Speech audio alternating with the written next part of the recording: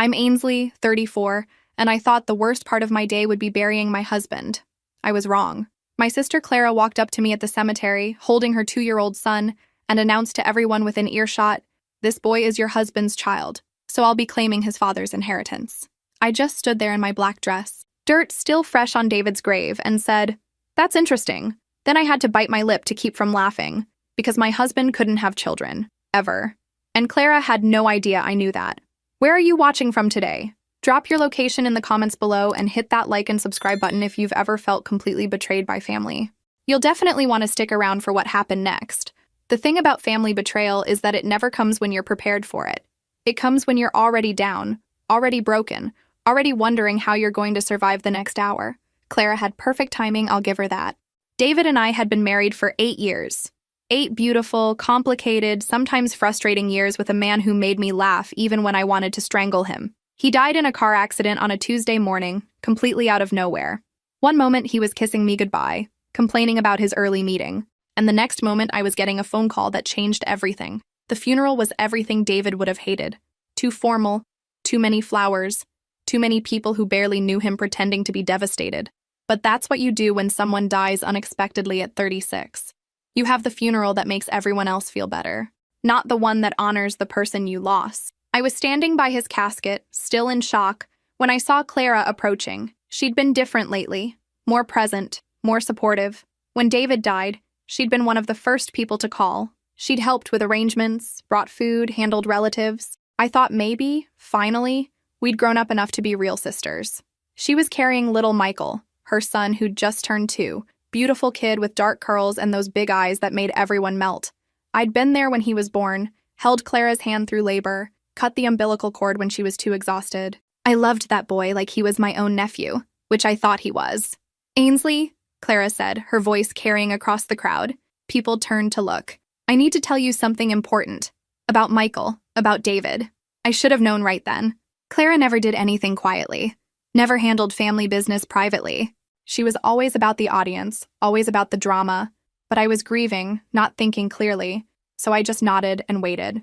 "This boy," she said, lifting Michael higher so everyone could see him, "is David's son. We had an affair that lasted over a year. I'm sorry you had to find out this way. But now that David's gone, I have to do what's right for my child. I'll be claiming Michael's rightful inheritance." The cemetery went completely silent.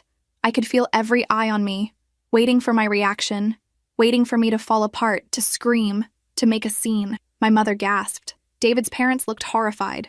His brothers stepped closer, probably thinking they'd need to catch me when I collapsed. But all I could think about was what David told me 3 years into our marriage, when we'd been trying to have children and nothing was working. We'd been to specialist after specialist, and finally, one doctor looked at David's medical history and asked about a childhood surgery he'd had when he was 7. "I need to tell you something," David had said that night, holding my hands. "When I was a kid, I had complications from that surgery. It left me sterile, completely. I've known since I was 15, but I never told anyone. Not my parents, not my brothers. Nobody. I was too embarrassed. We'd gotten second opinions, third opinions. We'd spent thousands of dollars hoping someone, somewhere, would tell us we were wrong. But every single doctor confirmed the same thing. David could not father children. It was medically impossible. Standing there at his funeral, watching my sister manipulate a crowd of grieving people, I felt something I hadn't expected. Relief. Because for the first time in our complicated relationship, Clara had finally given me ammunition she didn't know I had. People always ask me when I first realized Clara wasn't the sister I thought she was.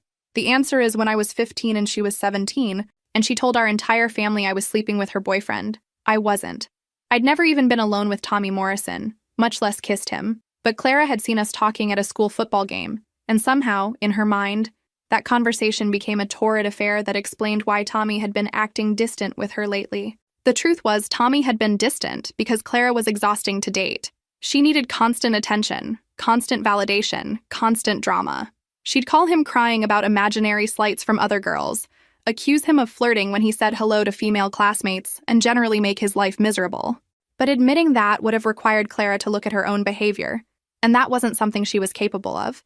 It was easier to blame me. "I can't believe my own sister would do this to me," she'd sobbed at the dinner table, with all the theatrical flair of someone who'd been practicing in the mirror. "She's been flirting with Tommy for weeks. Everyone at school is talking about it. My parents looked at me like I'd committed murder. Not because they believed I was capable of stealing my sister's boyfriend, but because family loyalty was supposed to be absolute in our house. You didn't betray each other, even if you weren't actually betraying each other. Ainsley, my father said in that disappointed voice that still makes my stomach clench, is this true? No, I said. I talked to Tommy for maybe 5 minutes about our history assignment. That's it. See? Clara wailed. She's lying to your faces. She's been trying to break us up since day one because she's jealous that I have a boyfriend and she doesn't. The unfairness of it was breathtaking. I was 15, awkward, and more interested in books than boys. I had no desire to steal anyone's boyfriend, especially not Tommy Morrison, who seemed nice enough but couldn't hold a conversation about anything more complex than football scores. But Clara was beautiful, popular, and crying. I was the younger sister with frizzy hair and too many opinions. Guess who they believed? I was grounded for 2 months. Clara got sympathy and a new dress to help her feel better after her heartbreak. Tommy, confused by the whole thing, broke up with Clara the following week and started dating Jennifer Walsh, who had the good sense to stay away from our family drama. That should have been the end of it. But Clara never let anything go. For the rest of high school, she'd bring up my betrayal whenever she needed to deflect from her own problems. Failed a test? Well, she'd been too upset about my dishonesty to study. Got caught sneaking out? She'd been so hurt by family drama that she'd needed to get away and think. It became our family mythology. Clara was the victim, and I was the sister who couldn't be trusted. The pattern continued through college. When Clara flunked out sophomore year, it was because she'd been too emotional about our complicated relationship to focus on academics. When she couldn't hold down a job after graduation, it was because the stress of our unresolved issues was affecting her mental health. My parents ate it up. Clara was sensitive, artistic, wounded by life. I was practical, stable, maybe a little cold. Clara needed protection and support. I needed to be more understanding, more forgiving, more willing to let the past go. You're sisters, my mother would say whenever I expressed frustration. Family is forever. You need to learn to forgive. But forgiveness requires acknowledgement of wrongdoing, and Clara never admitted to doing anything wrong. In her version of events, she was always the victim of circumstances, other people's jealousy, or my inexplicable hostility toward her. When I started dating seriously in college, Clara would find ways to insert herself into my relationships. Not overtly, not obviously, but she'd call when she knew I had dates, claiming family emergencies that required immediate attention. She'd show up at parties and somehow manage to monopolize conversations with whoever I was interested in. She'd share embarrassing stories about me under the guise of being a loving, concerned sister. Ainsley's always been a little intense, she'd say with a laugh that sounded affectionate, but felt like a knife. She gets so serious about everything. I worry she scares guys away. One by one, relationships would fizzle out. Not dramatically, not with arguments or breakups, but with guys who suddenly seemed less interested, less available, less invested. I started to wonder if there was something wrong with me, if I really was too intense, too serious, too difficult. It wasn't until I met David that I understood what had been happening. David was older, more confident, and completely unimpressed by Clara's particular brand of manipulation. When she tried her usual tactics, he'd politely redirect conversations back to me, or simply ignore her obvious attempts to undermine me. Your sister's interesting, he said after meeting Clara for the first time. Very performing. It's like she's always on stage. That's exactly what it was like. Clara was always performing, always working an angle, always positioning herself as the star of whatever drama was unfolding. And for years, I'd been her unwilling supporting cast, playing the role of the sister who just didn't understand her, didn't appreciate her, didn't love her enough. But David saw through all of it, and Clara hated him for it. She tried to warn me away from him, suggesting he was too controlling, too serious, too old for me. When that didn't work, she tried to befriend him, calling with long stories about her problems and asking for his advice. When he politely deflected those calls back to me, she accused him of trying to isolate me from my family. He's changing you, she told me right before David and I got engaged. You used to care about family. Now all you care about is him. What she meant was that I'd stopped enabling her drama. I'd stopped dropping everything to manage her crises. I'd stopped accepting blame for problems I didn't create. David had shown me what a healthy relationship looked like. And by comparison, everything about my dynamic with Clara looked twisted and wrong. But I thought we'd grown past all of that. I thought maybe, finally, Clara had matured enough to be a real sister instead of a professional victim. I thought wrong. 3 years ago, Clara knocked on my door at 10 o'clock on a Tuesday night, crying and pregnant. I almost didn't recognize her. Gone were the carefully styled hair and designer clothes that had defined her since high school. She looked thin, exhausted, and genuinely scared in a way I'd never seen before. When I opened the door, she collapsed into my arms like a child. "I'm so sorry," she kept saying. "I know I don't deserve your help, but I didn't know where else to go." David was out of town on business, so it was just me and Clara in my living room, with her ultrasound pictures scattered across my coffee table like evidence of a miracle I hadn't expected. 6 weeks pregnant, no partner in sight, and according to Clara, no family support. "Mom and Dad don't know yet," she admitted, wiping her nose with the tissue I'd given her. "I'm too scared to tell them. You know how they feel about unwed mothers." Our parents were traditional, religious, and very concerned with what other people thought. An unmarried pregnant daughter would not fit their image of the perfect family they'd worked so hard to maintain. Clara was right to be scared. "What about the father?" I asked, gently. Clara's face crumpled again. "He's married. I didn't know when we started. I thought he lied to me about everything. When I told him about the baby, he said I needed to handle it quietly. He gave me money and told me never to contact him again." I believed her. The Clara I knew was many things. Dramatic, manipulative, self-centered, but she wasn't a homewrecker. She was more likely to be the other woman who genuinely thought she was the only woman. The one who believed whatever lies a married man told her to keep her satisfied with scraps of attention. "I can't raise a baby alone," she said, her voice barely above a whisper. "I don't have a career. I don't have savings. I don't have anything. I've been working at that boutique, but they're already cutting my hours. I can't even afford my rent next month." It was true. Clara had never managed to build the kind of stable life that would support a child. She'd bounced between jobs, apartments, and relationships for years, always confident that something better was just around the corner. The pregnancy had forced her to confront the reality that nothing better was coming, and she wasn't prepared for it. "What do you need?" I asked. "I need my sister back," she said, looking at me with an expression so vulnerable it broke my heart. "I know I've been terrible to you. I know I've been jealous and petty and probably impossible to deal with. But I'm going to be a mother. Ainsley, I want to be better than I've been." We talked until 3 in the morning. Clara told me about the therapy she'd started, the books on child development she'd been reading, the job interview she had lined up at a more stable company. She showed me a notebook where she'd been tracking her expenses, trying to figure out how to make a budget work on a single income. She apologized. Actually apologized without deflecting blame or making excuses. She acknowledged the pain she'd caused me over the years, the relationships she'd sabotaged, the trust she'd broken. It was the conversation I'd wanted to have with my sister for 15 years. "I don't expect you to forgive me right away," she said, "but I'm hoping maybe we can start over. Maybe I can prove to you that I'm not the same person I used to be." David came home the next morning to find Clara asleep on our couch and me making breakfast for 3. I'd expected him to be frustrated, maybe even angry that I'd made a unilateral decision to involve us in Clara's drama. Instead, he listened quietly while I explained the situation, then helped me carry coffee to the living room where Clara was just waking up. "Congratulations," he said simply. "When are you due?" "For the next 7 months. Clara was the sister I'd always wanted. She called regularly, but not obsessively. She asked for advice, but didn't demand that I solve her problems. She got the job she'd interviewed for and kept it, working steadily through her pregnancy, despite morning sickness that lasted well into her 2nd trimester. When she needed help, and she did need help with medical bills and maternity clothes and preparing for a baby on a limited budget, she asked directly instead of manipulating circumstances to force my involvement.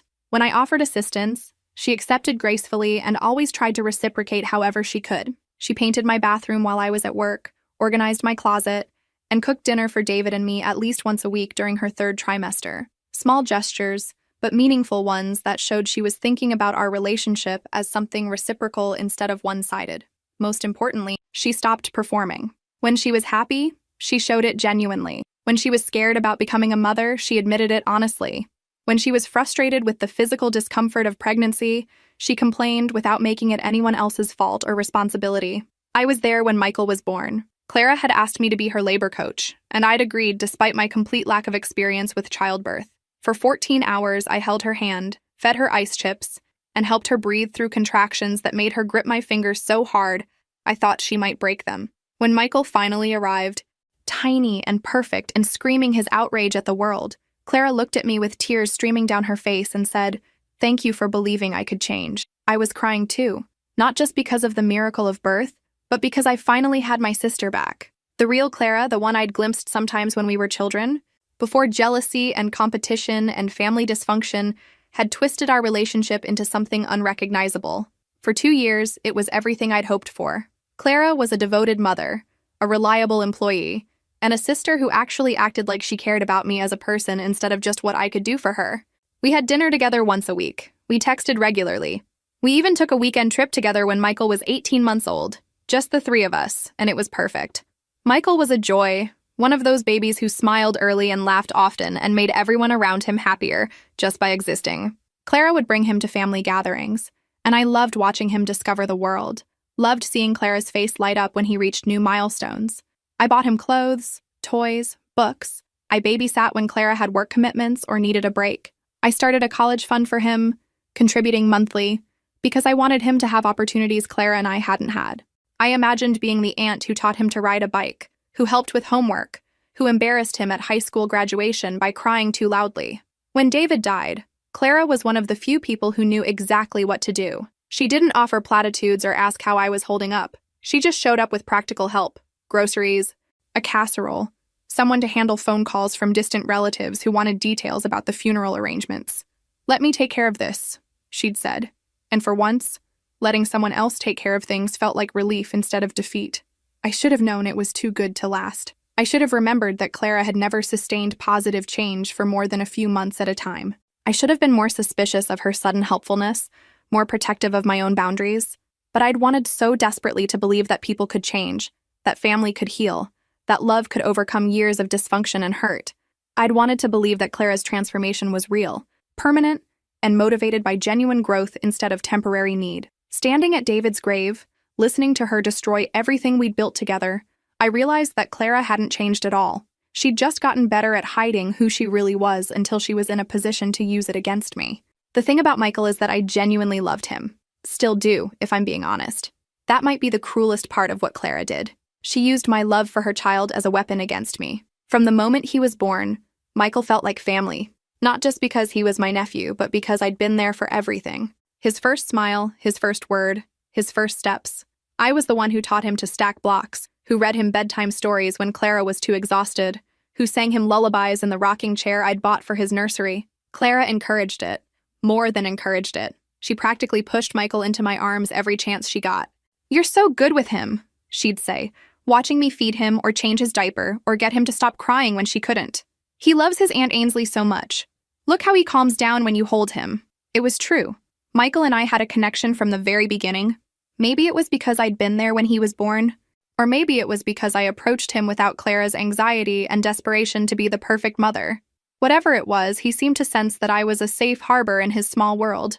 When he started talking, one of his first clear words was Annie, his baby pronunciation of Ainsley. Clara would clap and laugh and say, "Yes, that's your Annie. She loves you so much."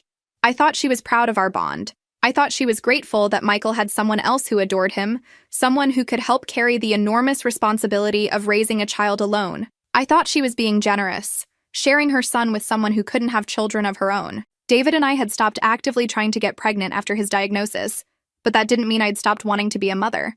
Having Michael in my life felt like a gift, a chance to experience that unconditional love and fierce protectiveness that comes with caring for a small person who depends on you completely. Clara knew all of this. She knew about David's condition, knew about our decision to stop pursuing fertility treatments, knew how much joy Michael brought to my otherwise childless life. She'd seen me cry when he took his first steps in my living room while she was in the kitchen making lunch. She'd watched me lie on the floor for hours, playing with blocks and reading the same book 17 times because that's what he wanted. "You'd make such a good mother," she'd told me more than once. "Michael is so lucky to have you as his aunt. Some kids don't have anyone besides their parents who really loves them, but he has you." I took that responsibility seriously. I made sure I was available whenever Clara needed help. I bought him everything he needed and plenty of things he didn't. I took pictures at every milestone and made sure he knew he was loved, wanted, celebrated. When Clara started hinting that she was struggling financially, I increased my contributions to his college fund and started buying groceries for their apartment. When she mentioned that childcare was expensive, I started taking him one evening a week so she could have adult time. When he outgrew his clothes faster than she could replace them, I took him shopping and let him pick out new outfits. None of it felt like sacrifice. It felt like what family did for each other. The first time I noticed Clara watching me with an expression I couldn't quite read was when Michael was about 18 months old. I was sitting on her living room floor, helping him build a tower with blocks, while she folded laundry nearby. He'd managed to stack 6 blocks before the tower toppled, and when it fell, he clapped and laughed like it was the most amazing thing that had ever happened. "Again! Annie, again!" he said, pushing the blocks toward me with his chubby little hands. I started rebuilding the tower, making exaggerated expressions of concentration that made him giggle. Out of the corner of my eye, I saw Clara stop folding and just stare at us for a long moment. When I looked up, she was smiling, but something about her smile seemed forced. "Everything okay?" I asked. "Fine," she said quickly, going back to the laundry. "Just tired." But I started noticing it more after that. The way Clara would watch when Michael ran to me instead of her when I arrived. The way her smile would tighten when he'd cry for Annie when she was trying to comfort him. The way she'd interrupt our games or suggest it was time for me to go home just when Michael and I were having the most fun. I told myself I was imagining things. Clara had been nothing but grateful for my involvement in Michael's life. She'd encouraged our bond from the beginning. She needed my help, and I was happy to give it. But looking back now, I wonder if that was when she started planning. When she realized that my love for Michael could be used against me, that my inability to have children made me vulnerable in a way she could exploit. Maybe she started watching David then too, looking for weaknesses, for opportunities, for ways to position herself as the victim of circumstances instead of the architect of them. Maybe she started building the story she'd eventually tell at his funeral, the one that would cast her as the wronged woman and me as the wife, too blind to see her husband's betrayal. Or maybe I'm giving her too much credit for long-term planning. Maybe Clara just saw an opportunity when David died and took it, the way she'd always taken opportunities that presented themselves. Maybe she looked at me, broken and grieving, and thought this was her chance to finally win whatever competition had been going on in her head since we were teenagers. Either way, she used Michael. She used my love for him, my inability to have children of my own, my desperation to believe that family could be more than dysfunction and disappointment. She turned my most vulnerable place into her weapon of choice. Standing in that cemetery, listening to her destroy my marriage and my husband's memory, I felt something I'd never felt before toward my sister. Not anger, not disappointment, not even betrayal. Hatred. Pure, clean hatred for someone who would use a child as ammunition in whatever twisted game she'd been playing our entire lives. Someone who would stand at a funeral and lie about a dead man to get money she hadn't earned and didn't deserve. But underneath the hatred was something else. Relief. Because finally, Clara had overplayed her hand. Finally, she'd told a lie I could prove was impossible. Finally, I could stop pretending she was anything other than exactly who she'd always been. The first phone call came 3 hours after the funeral. I was sitting in my kitchen, still wearing my black dress, staring at a casserole someone had brought and wondering how people expected you to eat when your world had just collapsed twice in one day. "Ainsley?" Clara's voice sounded tentative, almost nervous. "I know today was difficult. I know this is hard for you to process. Hard for me to process." Like I was struggling with basic comprehension instead of trying to figure out what kind of person announces a paternity claim at a funeral. "What do you want, Clara?" "I want us to handle this like adults, like family. I don't want to make this harder than it has to be." I almost laughed. She'd already made it as hard as possible by choosing the most public, most humiliating venue for her announcement. Everyone at that funeral would be talking about it for months. David's memory was now forever linked with adultery and scandal, and I was cast as the oblivious wife who'd been betrayed by her own sister. "How exactly do you want to handle this?" I asked. "Well, I was thinking we could work something out privately, without lawyers or courts or anything messy like that. I don't want to put Michael through a big legal battle." Of course. Clara wanted to avoid legal proceedings because legal proceedings required proof. They required documentation, evidence, facts that could be verified or disproven. Clara's specialty had always been emotional manipulation, not actual evidence. "What kind of arrangement are you thinking about? Maybe we could split David's life insurance? And the house? Well, Michael should inherit his father's house, don't you think? But I know you've been living there, so maybe we could work out some kind of timeline. My house." She wanted my house. The house David and I had bought together, renovated together, filled with 8 years of memories and furniture we'd chosen, and walls we'd painted, and a garden we'd planted. She wanted to take it away and give it to a child who wasn't even David's. "That's generous of you," I said, keeping my voice steady. "Giving me a timeline to move out of my own house. It's not your house anymore, Ainsley. It's Michael's house. David was his father." The certainty in her voice was almost impressive. She'd told this lie so many times in the 3 hours since the funeral that she'd started believing it herself. That was always Clara's gift, the ability to rewrite reality until her version became more real to her than what had actually happened. We'll need to get a paternity test, I said. That's not necessary. I mean, look at him, Ainsley. He looks just like David. Everyone's always said so. Had they? I tried to remember anyone ever commenting on Michael's resemblance to David and came up empty. Michael was a beautiful child with dark hair and brown eyes, but so were a lot of children. I'd never seen any particular similarity to David, who'd been blonde with green eyes. If he's David's son, you shouldn't have any problem proving it, Clara sighed, and I could practically hear her switching tactics. Fine, if that's what it takes for you to believe me, but I'm not putting Michael through some traumatic legal process just because you can't accept reality. What reality is that? That your husband had an affair with your sister, that he got me pregnant, that he's been lying to you for over 2 years. Each word was designed to hurt, to make me doubt everything I thought I knew about my marriage. And if I hadn't known what I knew, it might have worked. Clara was good at finding pressure points and applying just enough force to make people question themselves. When did this affair supposedly happen? It started when I was pregnant. You were so busy with work, so unavailable, and David was lonely. I was vulnerable, dealing with being abandoned by Michael's real father, and David was supportive. The timeline was clever. My pregnancy support of Clara, reframed as David's opportunity for infidelity. My work commitments, which had been necessary to support both my household and Clara's expenses during her pregnancy, repositioned as neglect that justified betrayal. So David comforted you by getting you pregnant? It wasn't planned, it just happened. These things happen, Ainsley. These things happen. Like adultery was a natural disaster, something that just occurred without anyone making deliberate choices. Like David had somehow accidentally impregnated a woman he couldn't actually impregnate. I see. And you've been hiding this for 2 years, why?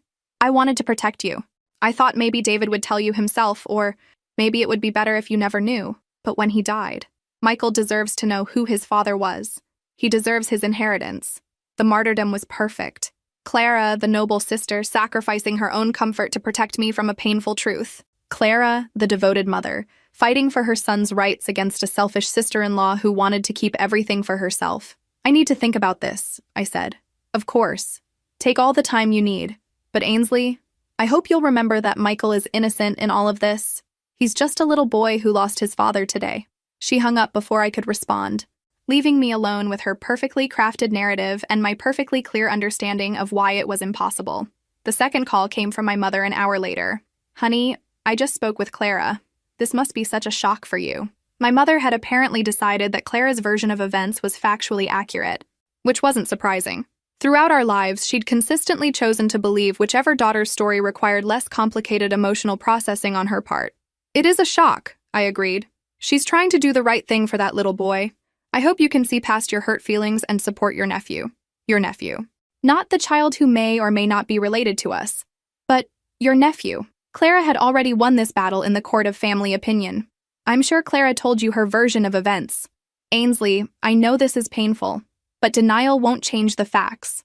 That child needs his family now more than ever. Facts. As if Clara's accusations were established truth rather than claims that hadn't been verified. As if David's inability to defend himself made him automatically guilty of everything he was accused of. I thought about telling my mother the truth, about explaining that David couldn't have fathered any children, let alone Michael, about laying out the medical history that made Clara's story not just unlikely, but impossible. But something stopped me. Maybe it was the certainty that my mother wouldn't believe me. Maybe it was the knowledge that Clara would find a way to reframe even medical evidence as part of some elaborate cover-up. Maybe it was just exhaustion from a day that had already required more strength than I'd known I had. Or maybe it was strategy. Clara had chosen to make this a public battle, to announce her claims in front of an audience that would spread the story across our entire community. If I was going to fight back, I needed to do it right. I needed to make sure that when the truth came out, it would be as public and as definitive as her lies had been. I'll call you later, Mom. I need some time to process everything. Of course, sweetheart, but remember, family is family. Whatever mistakes David made, that little boy is still part of our family. After she hung up, I sat in my kitchen for another hour, thinking about Clara's phone call and my mother's assumptions and the way both of them had decided that the most generous interpretation of events was that my dead husband had betrayed me with my sister. It should have hurt more. The accusation of adultery, the assumption that I'd been too oblivious to notice an affair happening under my nose, the suggestion that David had been unhappy enough in our marriage to seek comfort elsewhere. But it didn't hurt because it wasn't true. And for the first time in my relationship with Clara, I had something she didn't, proof that she was lying. I went upstairs to David's office and opened the filing cabinet where we kept our important papers. Medical records, insurance policies, tax returns, the detritus of a shared life that continues generating paperwork even after one half of the couple is gone. At the bottom of the medical file, I found what I was looking for. David's surgical records from when he was 7 years old, the follow-up appointments that had continued into his teenage years. The fertility specialist's reports from 3 years ago confirming what David had already known. Impossible. Medically impossible for David to have fathered any children. I made copies of everything and put the originals back in the filing cabinet. Then I called James Morrison, the lawyer who'd handled our wills and estate planning. It was after business hours, but he'd given me his personal number when David died, telling me to call if I needed anything. James, it's Ainsley Richardson. I'm sorry to call so late, but I have a situation that can't wait. Of course. What can I help you with? I told him everything. Clara's announcement at the funeral, her phone call, her demands for David's assets, the medical impossibility of her claims. James listened without interrupting, occasionally making notes I could hear through the phone. This is clearly an attempt at fraud, he said when I finished. The question is whether she actually believes what she's saying or if she knows she's lying. Does it matter? For the legal case? Probably not, but it might matter for how we handle this strategically. If she genuinely believes Michael is David's son, she'll be more likely to push forward with legal action. If she knows she's lying, she might back down when she realizes you're prepared to fight. I want to fight either way. Good. Because based on what you've told me, this should be fairly straightforward to resolve. Paternity tests don't lie, and medical records don't lie. Your sister picked the wrong person to target with this kind of scam. For the first time since David's funeral, I smiled. Not because I was happy. I was still grieving my husband and reeling from my sister's betrayal, but because I finally saw a path forward that didn't require me to defend myself against accusations I knew were false.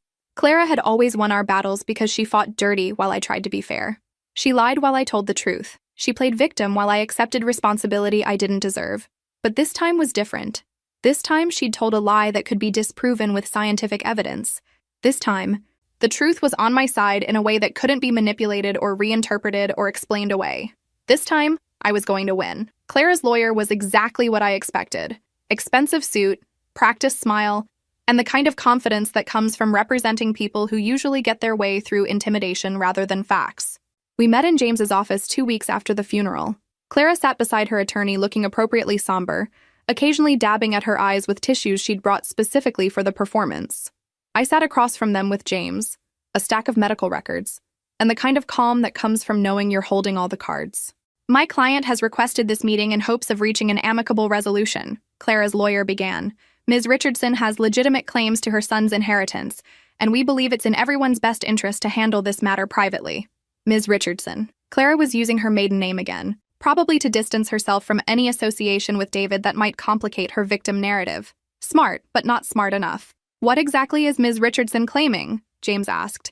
That the deceased, David Thompson, is the biological father of her 2-year-old son, Michael. She has documentation showing they had an intimate relationship during the relevant time period. I almost laughed.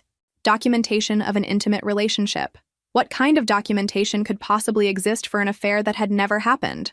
Love letters David hadn't written? Hotel receipts from dates that hadn't occurred? Photos of romantic encounters that existed only in Clara's imagination? What documentation? James asked. Clara's lawyer slid a folder across the table. Inside were printed text messages, photos, and what appeared to be a handwritten note. I recognized David's handwriting immediately, but the words were unfamiliar. Thank you for understanding. Last night meant everything to me. The message was dated 6 months before Michael's birth. Below it were text message screenshots showing conversations between David and Clara that I'd never seen before. Miss you already. Can't wait to see you again. You make me feel alive in a way I'd forgotten was possible. I know this is complicated, but what we have is real. My heart started racing despite my certainty that these messages were fabricated. They looked real, sounded like David's voice, referenced specific details that made them seem authentic. For a moment, I wondered if I'd been wrong, if somehow... But no, David couldn't have children. That was medical fact, not opinion or interpretation. Whatever Clara had done to create this evidence, it didn't change biology. James was examining the documents with the practiced eye of someone who'd seen plenty of fabricated evidence. These are interesting, he said carefully. Of course, we'll need to verify their authenticity. They're authentic, Clara's lawyer said firmly. Ms. Richardson has also prepared a written statement detailing the relationship, including specific dates and locations. Clara leaned forward, her voice soft and emotional. I know this is painful for Ainsley. I never wanted it to come out this way. But Michael deserves to know his father, and he deserves his inheritance. David would have wanted that. The manipulation was flawless. Clara positioning herself as the reluctant truth-teller, forced to reveal painful secrets for the sake of an innocent child. Me cast as the selfish widow trying to deny a little boy his birthright. David transformed from faithful husband to cheating father who died before he could make things right. Ms. Thompson, Clara's lawyer addressed me directly, my client is prepared to be reasonable about this. She doesn't want to take everything, just what's fair for Michael. Perhaps we could arrange for a division of assets that reflects the child's needs while allowing you to maintain some security. How generous. Clara was willing to take only part of everything David and I had built together, leaving me with scraps of my own life as a gesture of sisterly kindness. What would Ms. Richardson consider fair? James asked. 50% of the life insurance proceeds, the house, since Michael should grow up in his father's home, David's personal effects, for sentimental value, and ongoing support for Michael's education and healthcare needs. Everything. She wanted everything, just phrased in terms that made it sound like a reasonable compromise. The house we'd renovated together. The life insurance meant to support me after David's death. Even David's personal belongings that held no value to anyone except me. That seems like quite a lot, James said mildly. Michael is David's only child, Clara's lawyer replied. In the absence of a will specifying otherwise, he would be entitled to inherit everything anyway. But David did have a will. A very clear, very legal will that left everything to me. The lawyer's phrasing suggested either he didn't know about the will, or he was hoping we didn't. Actually, James said, reaching for his own folder, Mr. Thompson did have a will. Very comprehensive, very clear. Everything goes to his wife. Clara's lawyer looked genuinely surprised. We weren't aware of a will. Of course, if there are children involved, wills can be contested. They can be, James agreed. But first, we'd need to establish paternity. I assume your client is prepared to submit to DNA testing? For the first time since the meeting began, Clara looked uncomfortable. I don't think that's necessary. The resemblance is obvious and we have documentation of the relationship. Documentation can be forged, I said quietly. It was the first time I'd spoken since the meeting began, and both lawyers looked at me with interest. DNA testing doesn't lie. Clara's eyes flashed with something that might have been anger or fear. I can't believe you'd put Michael through that. He's just a baby, Ainsley. Your nephew. If he's my nephew, the test will prove it. Some things are more important than legal proof, like family. Like doing what's right for a child who didn't ask to be born into this situation. The emotional manipulation was so transparent it was almost insulting. Clara appealing to family loyalty after claiming my husband had betrayed me. Clara demanding I consider Michael's welfare after announcing his paternity at a funeral in front of 50 people. Clara asking me to do what's right, while demanding half of everything I owned based on lies. I think DNA testing is the most reasonable next step, James said diplomatically. It will resolve any questions about paternity definitively. Clara's lawyer whispered something to her and she nodded reluctantly. Fine, but I want it done through the court system with proper oversight. I don't want there to be any questions about the results. Absolutely, James agreed.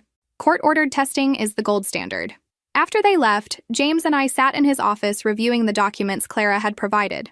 The text messages looked convincing, but James pointed out several inconsistencies in the metadata. The handwritten note was harder to evaluate, but he knew experts who could analyze the handwriting and paper. Even if everything is authentic, he said, it doesn't prove paternity. It would only prove your husband had some kind of relationship with your sister. He didn't, I said firmly. Whatever these documents are, they're not real. I believe you. But even if they were real, we have something better than character witnesses or emotional testimony. We have medical proof that your husband couldn't have fathered any children. I handed him the copies of David's medical records. He read through them carefully, his expression growing more confident with each page. This is ironclad, he said finally. Surgical sterilization at age 7 due to medical complications. Multiple follow-up appointments confirming complete sterility. Fertility specialist consultations during your marriage confirming the same thing. Your sister picked the wrong man to falsely accuse. What happens next? We file for court-ordered paternity testing. Given the medical evidence, I expect the judge will fast-track this case. Your sister will either withdraw her claims when she realizes she can't win, or she'll push forward and face the consequences of attempting fraud. What consequences? Filing false claims, perjury if she lies under oath, potentially fraud if she's accepted any money based on these allegations. Your sister has put herself in a very vulnerable legal position. For the first time since David's death, I felt something approaching peace. Not happiness. I was still grieving my husband and processing my sister's betrayal. But the calm certainty that comes from knowing the truth will eventually prevail. Clara had always won our battles because she was willing to fight dirty while I insisted on fighting fair. She was willing to lie while I told the truth. She was willing to manipulate emotions while I appealed to reason. But this time, reason was going to win. Science was going to win. Medical evidence was going to win. And Clara was going to learn that some lies are too big to sustain, no matter how good you are at telling them. Clara didn't back down after our meeting with the lawyers. If anything, she doubled down, like someone who'd bet everything on a losing hand but was too proud to fold. The phone calls started the next morning. First my Aunt Margaret, then Cousin Susan, then people I hadn't spoken to in years, but who'd somehow heard all the details of my family drama. "Ainsley, honey, I just heard about the situation," Aunt Margaret said, her voice dripping with the kind of false sympathy reserved for family scandals.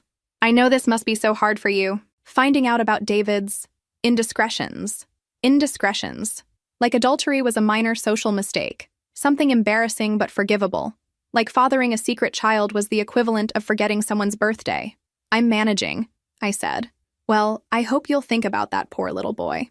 He didn't ask to be born into this mess, and he shouldn't suffer because of adult problems. Adult problems. As if my refusal to hand over my house and life insurance to my sister was petty stubbornness rather than a reasonable response to obvious lies. "Michael is well cared for," I replied. "But is he really? Clara's struggling financially. And you know David would want his son to be provided for." Everyone had become an expert on what David would have wanted, despite the fact that David had left a clear legal will that expressed exactly what he wanted. But apparently, imaginary desires trumped actual documentation in the court of family opinion. The conversations followed the same pattern: expressions of sympathy for my situation, gentle suggestions that I was being unreasonable, and increasingly less subtle implications that I was a selfish woman denying an innocent child his birthright. Clara was conducting a masterful campaign, positioning herself as the reluctant truth-teller who only wanted what was best for Michael. She'd learned to frame every conversation in terms of the child's welfare rather than her own financial needs. "I don't want anything for myself," she told anyone who would listen. "This is about Michael knowing who his father was, and having the security David would have provided." The genius of it was that arguing against Clara meant arguing against a 2-year-old's interests. Anyone who questioned her story looked like they were punishing an innocent child for adult mistakes. My mother called every other day with updates on family sentiment, which was apparently running heavily against me. "People are concerned about your mental state," she told me on Thursday. "This kind of denial isn't healthy. Sweetheart, maybe you should talk to someone." Denial. The go-to explanation when someone refuses to accept a narrative that doesn't make sense. I wasn't processing grief appropriately, wasn't facing reality, wasn't handling the truth about my marriage maturely. "I'm seeing a therapist," I said, which was true. I'd started therapy after David died, not because I was in denial, but because losing your husband and discovering your sister's true nature in the same day required professional support. "Good. I hope they can help you work through this. Clara feels terrible about how everything came out. She never wanted to hurt you." Clara felt terrible. Poor Clara. Burdened with secrets she never wanted to carry. Forced to reveal painful truths for the sake of her child. Clara the victim. Clara the reluctant messenger. Clara the devoted mother just trying to do right by her son. It was a perfect performance. And our family was eating it up. By Friday, Clara had moved on to more direct pressure. She showed up at my office during lunch, carrying Michael and looking appropriately harried. "Ainsley, we need to talk," she said, settling into the chair across from my desk without being invited. "This legal stuff is getting out of hand." Michael looked around my office with the wide-eyed curiosity of a toddler in a new environment. Despite everything, seeing him still made my heart ache. Whatever Clara was doing, he was innocent in it. "What did you want to discuss?" "I want to settle this without putting Michael through a bunch of court procedures. He's too young to understand what's happening, but he can sense the tension. It's not fair to him." Clara had gotten better at this over the years, using emotional manipulation that was harder to argue against. How could I explain that court procedures were necessary without sounding like I cared more about legal technicalities than a child's emotional well-being? "Paternity testing is pretty routine," I said. "It won't be traumatic for him, but it's unnecessary. Look at him, Ainsley." She lifted Michael so I could see his face clearly. "Look at his eyes, his smile. He looks just like David." "Did he?" I studied Michael's features, trying to see what Clara claimed was obvious. He was a beautiful child with dark hair and warm brown eyes, but I still couldn't see any resemblance to my blonde, green-eyed husband.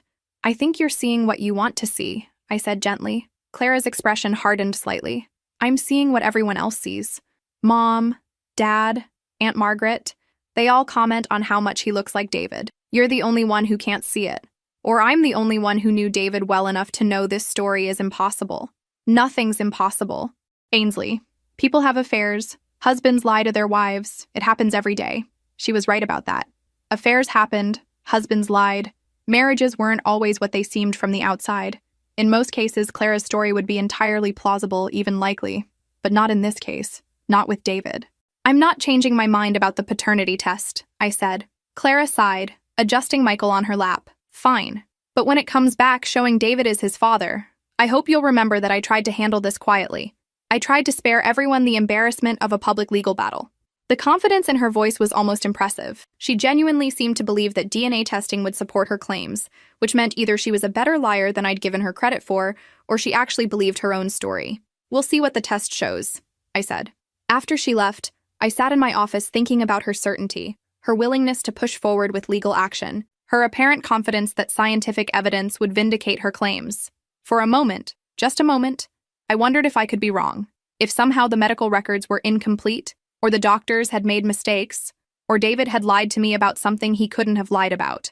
But no, I'd seen the surgical records, the follow-up appointments, the fertility specialist reports. Multiple doctors over multiple years had confirmed the same thing. David was sterile, completely and permanently. Clara might believe her own lies, but biology didn't care about belief. Science didn't care about confidence. DNA testing would reveal the truth, regardless of who wanted what to be true. I just had to wait for Clara to discover what I'd known all along, that some lies are too big to sustain, no matter how convincingly you tell them. Clara filed her legal claim on a Monday morning, and by Monday afternoon, the entire family knew about it. She'd made sure of that, calling everyone to explain that she'd been forced to take legal action because I was being unreasonable about Michael's inheritance. The narrative was perfect. Clara, the struggling single mother, driven to court by a selfish sister-in-law who refused to acknowledge an innocent child's rights. Me, the bitter widow, clinging to assets that rightfully belonged to my husband's son. My phone started ringing immediately. Ainsley, what are you thinking? My father demanded, his voice tight with disapproval. This is going to tear the family apart. Clara filed the legal action, not me. Because you left her no choice. The child deserves his father's inheritance. Why are you making this so difficult? It was fascinating how quickly everyone had accepted Clara's version of events as established fact. David's alleged affair wasn't a claim to be investigated. It was simply something that had happened, something I needed to accept and move past for the good of the family. I'm not making anything difficult. I'm asking for proof before I hand over everything David and I built together. What more proof do you need?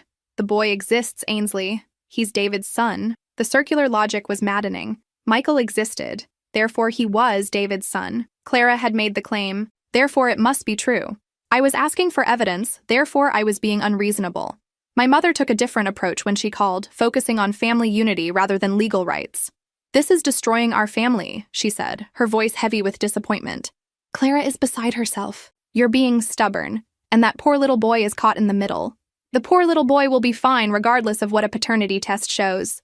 But why put him through it? Why put any of us through it? Can't you just do the right thing? The right thing. Everyone seemed to have strong opinions about what the right thing was. But nobody seemed interested in whether Clara's claims were actually true. By Wednesday, I'd heard from every relative in our family tree. Cousins who hadn't called in years suddenly had urgent opinions about my moral obligations. Aunts and uncles who barely knew David's name were certain he would have wanted me to support his son. The pressure was coordinated, relentless, and effective. If I hadn't known what I knew, I might have started to doubt myself. The certainty in everyone's voices, the unanimity of opinion, the consistent message that I was being selfish and cruel. It was the kind of social pressure that could make someone question their own reality. But I did know what I knew. And what I knew was that David couldn't have fathered any children, regardless of how many people believed otherwise. James kept me updated on the legal proceedings, which were moving faster than typical family court cases. The judge is treating this as a straightforward paternity question, he told me. Given your husband's estate and the child's age, they want to resolve it quickly. What does that mean for timeline? Court-ordered paternity testing should happen within the next 2 weeks. Results usually take another week or two after that. We should have a definitive answer within the month. A month. 4 more weeks of family pressure. 4 more weeks of being treated like the villain in Clara's drama. 4 more weeks of people assuming my husband had betrayed me with my sister. but also 4 more weeks until Clara's lies were exposed in a way that couldn't be argued with or reinterpreted. 4 more weeks until everyone who judged me would have to confront the fact that they'd been wrong. The hardest part was maintaining my composure when people who should have known better treated Clara's accusations as established truth. David's own brothers called to express their disappointment in my handling of the situation. David wouldn't want this kind of family conflict, his older brother Mark told me.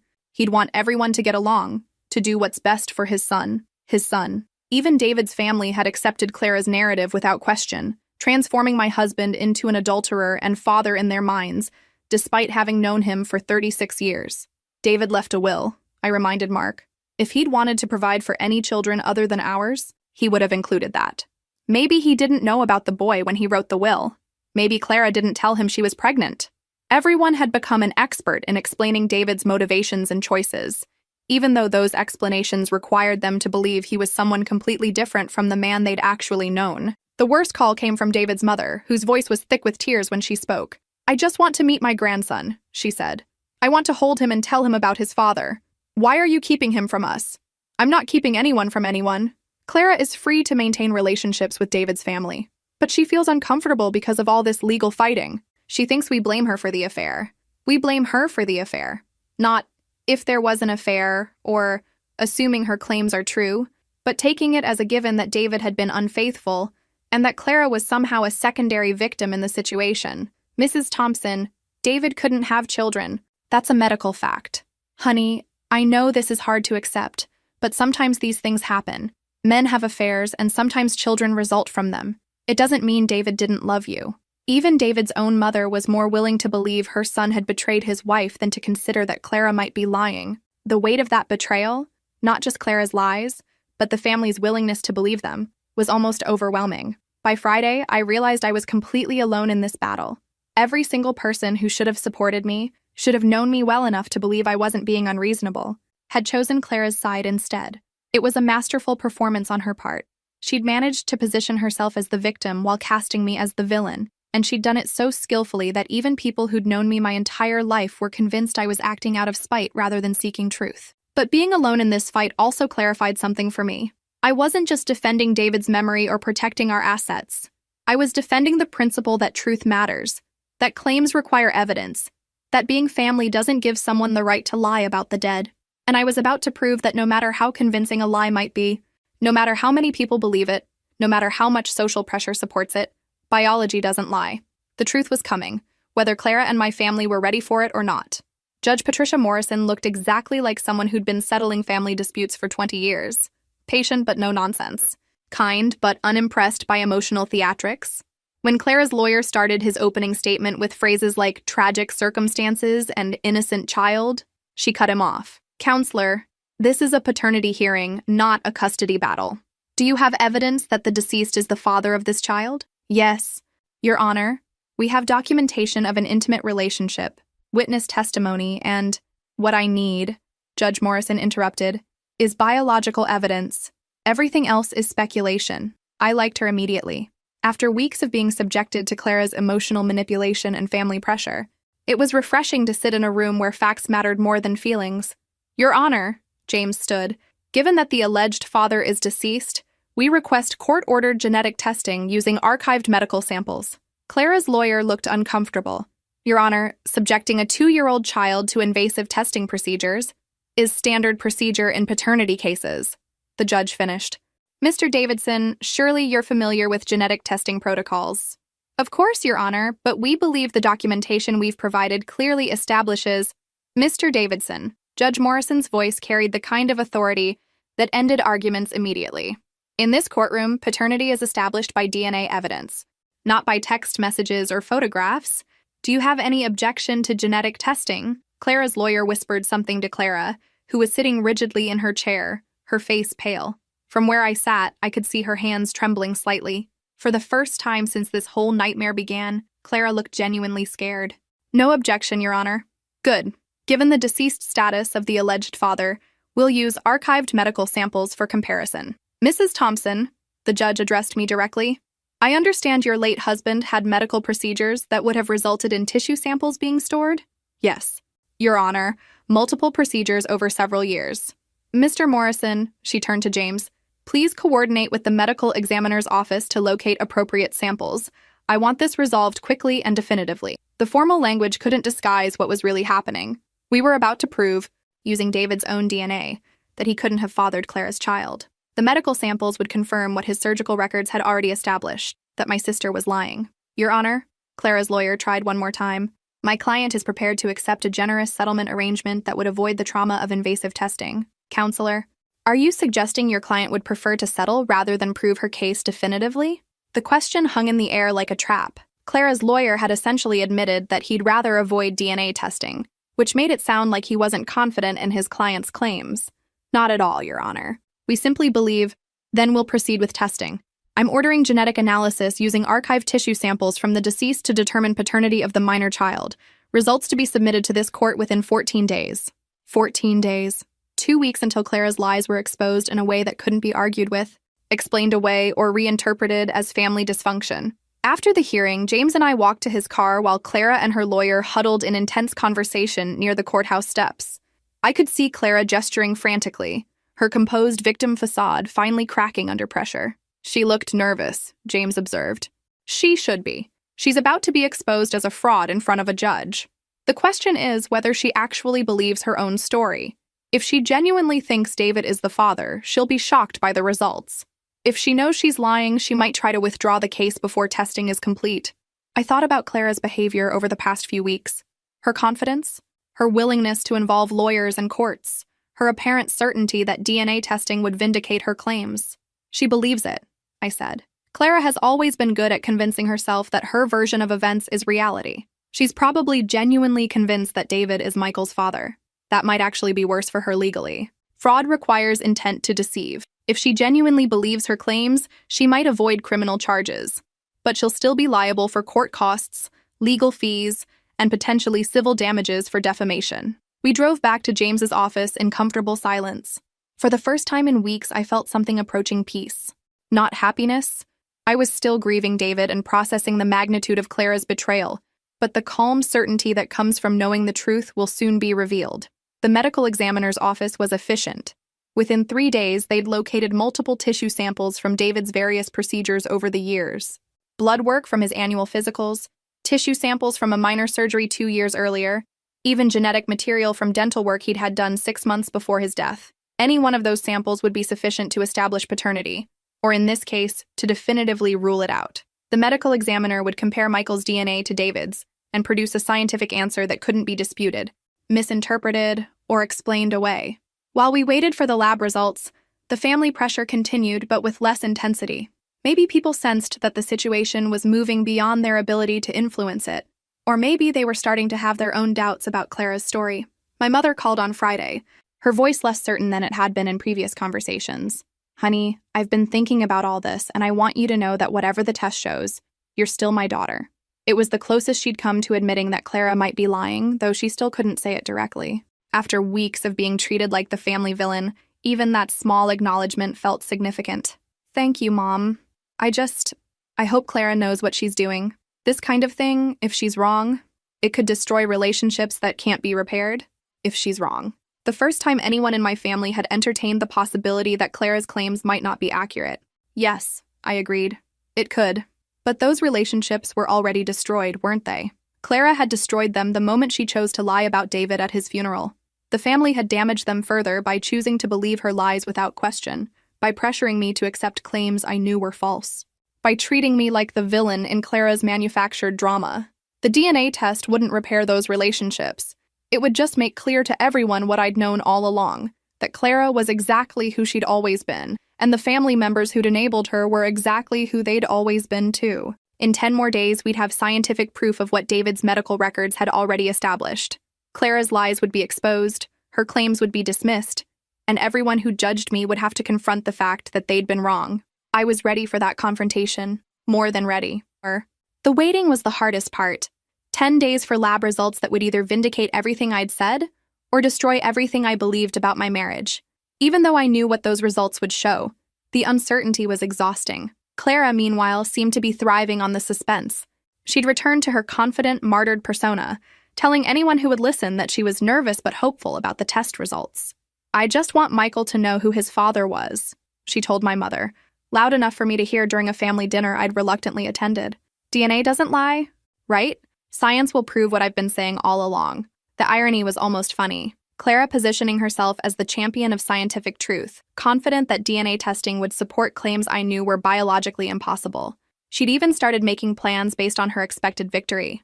Talk of redecorating David's house for Michael, discussions about which of David's belongings should be saved for when Michael was older, suggestions about how his college fund should be managed. David would want Michael to go to his alma mater, she told David's mother during one of their increasingly frequent phone calls.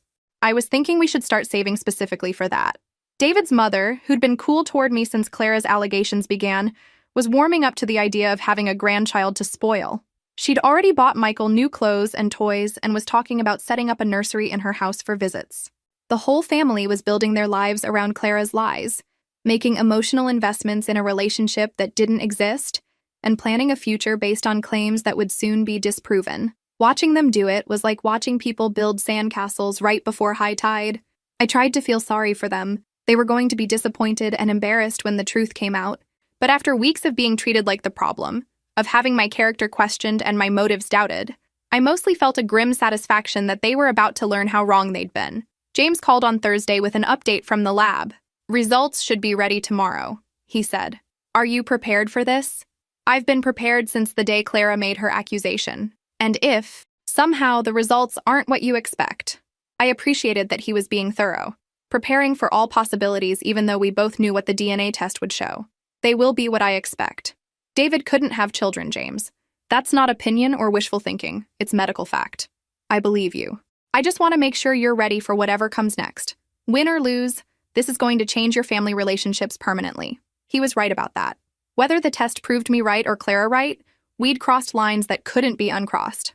Clara had publicly accused my dead husband of adultery.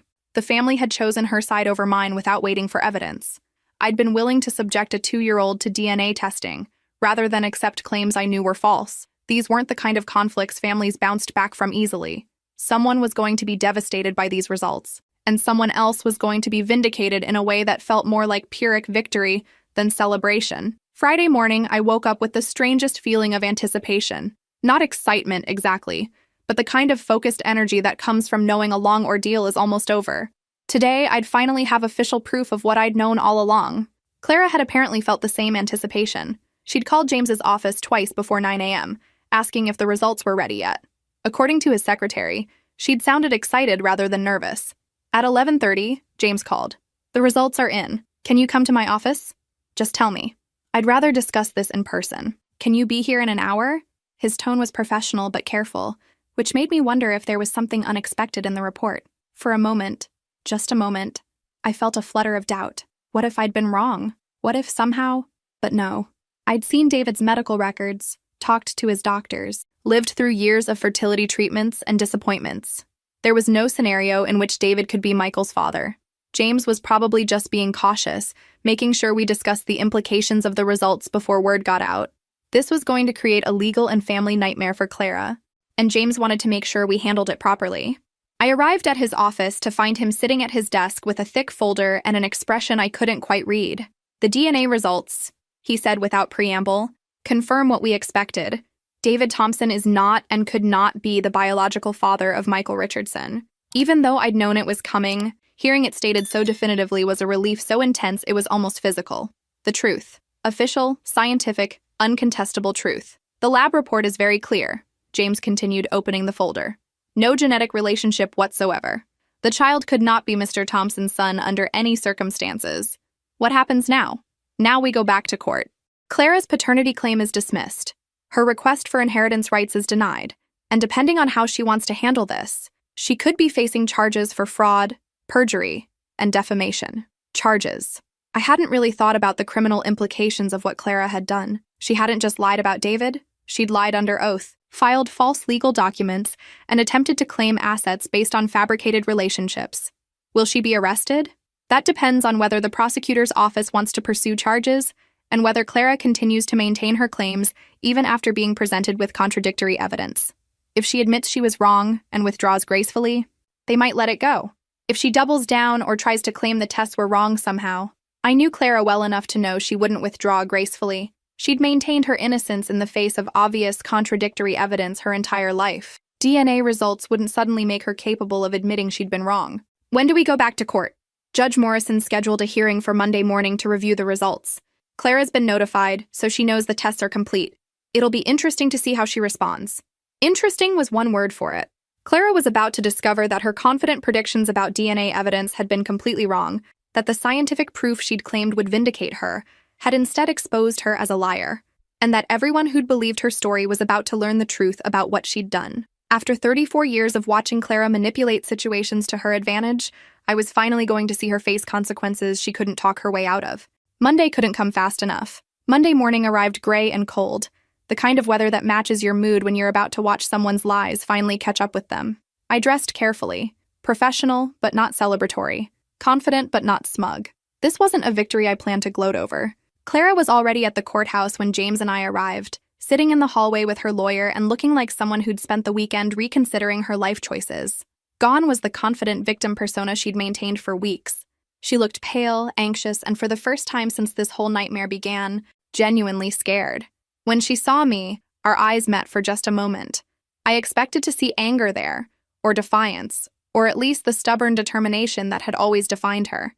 Instead, I saw something I'd never seen in Clara before: complete defeat. She knew. Somehow, despite weeks of apparent confidence in her claims, she knew the DNA results had destroyed her story. Mrs. Thompson, Judge Morrison called us to order with her usual efficiency. I've reviewed the genetic testing results submitted by the medical examiner's office. Mr. Davidson, has your client been provided with copies of these results? Clara's lawyer looked like he'd aged 5 years over the weekend. Yes, Your Honor. We received them Friday evening. And does your client wish to maintain her paternity claim in light of this evidence? The silence stretched out for what felt like minutes, but was probably only seconds. Clara sat motionless, staring at her hands folded in her lap while her lawyer shifted uncomfortably beside her. Mr. Davidson? Your Honor, my client would like to withdraw her claim. On what grounds? More silence. Finally, Clara's lawyer spoke in a voice barely above a whisper. The genetic testing conclusively rules out paternity, Your Honor. There is no biological relationship between the deceased and my client's child. Judge Morrison looked at Clara directly. Ms. Richardson, do you understand that by withdrawing your claim, you're acknowledging that your previous statements to this court were inaccurate? Clara lifted her head for the first time since we'd entered the courtroom. When she spoke, her voice was so quiet the judge had to ask her to repeat herself. Yes, Your Honor. I was wrong. Wrong. Such a small word for such massive destruction. Wrong about David being Michael's father. Wrong about having evidence to support her claims. Wrong about being able to convince a court that her lies were truth. But Judge Morrison wasn't finished. Ms. Richardson, this court takes false claims very seriously. You filed legal documents asserting facts you couldn't substantiate. You made statements under oath that have been proven false by scientific evidence. Can you explain how this happened? Clara finally looked up, and I could see tears streaming down her face. Real tears this time, not the calculated emotional displays she'd used throughout this process. I convinced myself it was true. I wanted it to be true so badly that I believed it was true. Wanted what to be true? That Michael had a father. That David, her voice broke, that someone would take care of us. And there it was. The truth beneath all the lies, manipulation, and legal maneuvering. Clara hadn't been trying to destroy my marriage or steal my inheritance out of malice. She'd been desperate, financially and emotionally, and had convinced herself that David could solve her problems if only she could prove he was Michael's father. It was pathetic and sad and completely in character for my sister, who'd spent her entire life looking for someone else to fix her problems, instead of taking responsibility for her own choices. Judge Morrison's expression softened slightly, but her voice remained firm. Ms. Richardson, I understand that single parenthood is challenging, but fabricating paternity claims is not an acceptable solution to financial difficulties. Do you understand the serious legal consequences of what you've done? Yes, Your Honor. You've filed false legal documents. You've made statements under oath that were factually incorrect. You've caused significant emotional and financial harm to Mrs. Thompson during her period of grief. These are serious matters. Clara was crying openly now, no longer trying to maintain any pretense of dignity or control. I'm sorry. I'm so sorry. I never meant. I just wanted. What you wanted? Judge Morrison interrupted. Was to claim assets that weren't yours based on relationships that didn't exist. The court will be forwarding this matter to the prosecutor's office for review of potential criminal charges. Criminal charges. Even though James had warned me this might happen, hearing it stated in open court was sobering. Clara wasn't just going to lose her false claim, she was going to face the possibility of jail time for what she'd done. Furthermore, the judge continued, Mrs. Thompson, you may wish to consult with your attorney about civil remedies for the defamation and emotional distress you've suffered. James leaned over and whispered, she's suggesting you can sue Clara for damages. Sue my sister. The thought had never occurred to me, but I supposed it made sense. Clara had publicly accused my dead husband of adultery, convinced our entire family that I was being unreasonable for questioning her claims, and put me through weeks of legal proceedings to defend myself against lies she'd known were false. Your Honor, I found myself standing. Though I hadn't planned to speak. May I address the court? You may. I looked at Clara, still crying in her chair, and felt something I hadn't expected. Not satisfaction or vindication, but a kind of exhausted sadness for both of us. She'd destroyed our relationship, damaged David's memory, and torn our family apart. And for what? A desperate fantasy that someone else would solve her problems. Your Honor, I don't want to pursue civil damages. I just want this to end. Judge Morrison studied me for a moment. Are you certain, Mrs. Thompson? You've suffered significant harm as a result of Ms. Richardson's actions. I'm certain. Clara will face whatever consequences the prosecutor decides are appropriate, but I don't need anything more from her. Because what could Clara possibly give me that would repair the damage she'd done? Money wouldn't restore David's reputation or rebuild the family relationships that had been shattered by her lies. A civil judgment wouldn't undo weeks of being treated like a villain by people who should have known better. The only thing I'd wanted was the truth, and now I had it. Official, court-documented, scientifically verified truth that Clara had lied about everything. Very well. Ms. Richardson's paternity claim is dismissed. All requests for inheritance or asset distribution are denied. This matter is closed as far as this court is concerned. Judge Morrison's gavel came down with a sound of finality that seemed to echo through the courtroom. It was over. Finally, completely over. Clara and her lawyer left immediately, not making eye contact with anyone.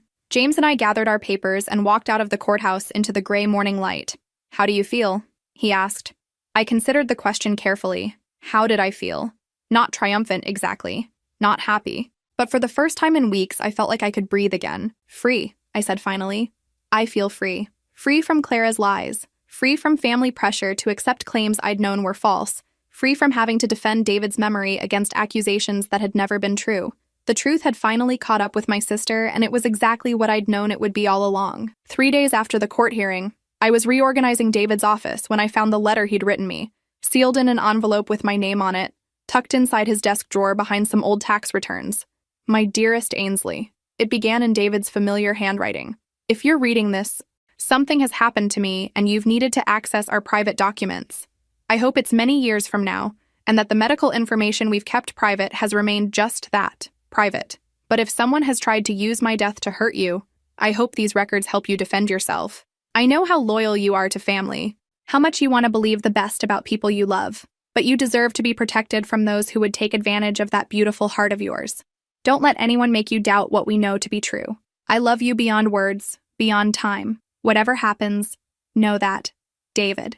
I sat in his chair and cried for the first time since his funeral. Not for the marriage Clara had tried to destroy with her lies, but for the husband who'd known me well enough to prepare for the possibility that someone might use his death against me.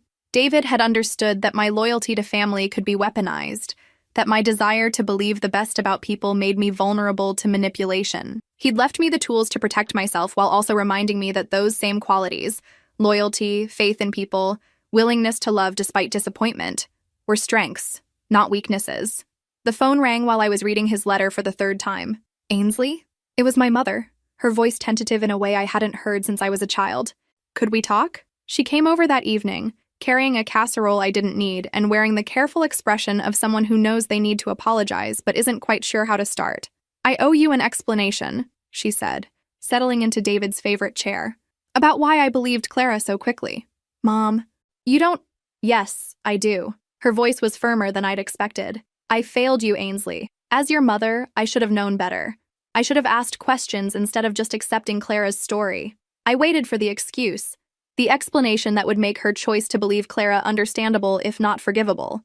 But it didn't come. There's no good reason, she continued. Clara has always been dramatic, always been difficult. And you've always been steady, reliable, honest. If anyone in this family was going to lie about something this serious, it wouldn't be you. It was the acknowledgement I'd needed to hear but had stopped expecting. Not just that Clara had been wrong, but that the family's willingness to believe her over me had been a betrayal of everything they knew about both of us. "I'm sorry," my mother said simply. "I'm sorry I didn't trust you. I'm sorry I didn't ask better questions. I'm sorry I put you through weeks of defending yourself against lies." "Thank you," I said. Because forgiveness felt too complicated right now, but gratitude was simple and honest. We talked for 2 hours about Clara, about family patterns that had enabled her behavior for decades, about the difference between supporting someone and enabling their destructive choices. It wasn't everything. There were still years of dysfunction to unpack, but it was a beginning. After Mom left, I called James to ask about Clara's situation. The prosecutor decided not to file criminal charges, he told me. First offense, genuine remorse, and the fact that you declined to pursue civil damages worked in her favor. I was surprised by how relieved I felt. Clara had done terrible things, but she was still my sister and Michael's mother. Jail time wouldn't have served anyone's interests. What about Clara and Michael? As far as I know, they're fine. Clara's moved back in with your parents temporarily while she figures out her next steps. My parents were supporting Clara again, which was probably inevitable. But at least now they were doing it with full knowledge of who she was and what she was capable of, rather than enabling her out of blind faith in family loyalty. 2 weeks later, I had lunch with David's mother for the first time since the funeral. She looked older than I remembered, and tired in a way that went beyond physical exhaustion. "I wanted to apologize," she said immediately, "for believing those awful things about David, for treating you like you were being unreasonable. You wanted to believe you had a grandchild. I understand that. That's not an excuse for doubting my son's character. Or yours." She reached across the table and took my hand. "David loved you completely. He never would have betrayed you, and I should have known that." We talked about David for an hour. Not about the accusations or the legal battle, but about the man we'd both loved. His terrible jokes, his obsession with fixing things that weren't broken, his habit of leaving coffee cups in every room of the house. The real David, not the fictional adulterer Clara had created. "What will you do now?" she asked as we were leaving. It was a question I'd been asking myself for weeks. David's life insurance would let me live comfortably without working, but I was only 34. I had decades ahead of me to figure out who I was without him. "I'm thinking about going back to school," I said. "Maybe law school. Turns out I'm pretty good at research and arguing cases." She laughed, and for the first time in months, it felt normal to laugh about something. That evening, I sat in my living room with a glass of wine and David's letter, thinking about the past few months and what they'd taught me about truth, family, and the difference between loyalty and enabling. Clara had tried to use David's death to solve her financial problems, destroying his memory and our relationship in the process. My family had chosen to believe her lies rather than ask difficult questions. I'd been forced to prove my dead husband's innocence against accusations I'd known were impossible. But through it all, the truth had remained the truth. David's medical records hadn't changed because Clara wanted them to be different. DNA testing hadn't lied because her story was emotionally appealing. Biology didn't care about family dynamics or financial desperation or the desire to believe the best about people. In the end, that's what had saved me. Not my loyalty to David's memory or my refusal to be manipulated, but simple, verifiable facts that couldn't be argued away. Clara was still my sister, and part of me hoped she'd learned something from this experience about the difference between wanting something to be true and making it true through lies. But even if she hadn't, even if she continued to be exactly who she'd always been, I knew now that truth doesn't require anyone's permission or belief to exist. It just is. And sometimes, that's enough. If this story resonated with you, make sure to like and subscribe for more real-life stories about family, betrayal, and the power of standing up for truth even when everyone else chooses to believe convenient lies. Truth always wins in the end. It just sometimes takes longer than we'd like.